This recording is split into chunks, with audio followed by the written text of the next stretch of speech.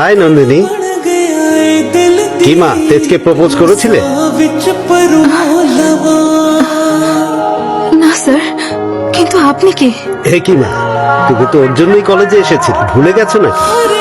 হ্যাঁ স্যার, আমি সব ভুলে গেছি। আমার এখানে আসা, এরপর যা কিছু হয়েছে সবকিছু ভুলে গেছি।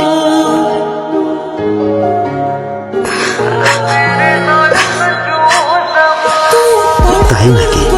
দুঃখ পেও না মা, সেদিন কি হয়েছিল আমি তোমাকে বলছি।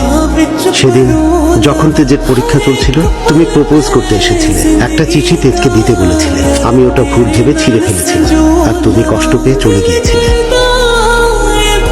কে আপনি? Dad, just 1 minute. Final boarding announce হচ্ছে, এখনই যেতে হবে। সরি স্যার, আমার ভাগ্য খারাপ। তেজকে এখন বললে ও রাজি হবে না।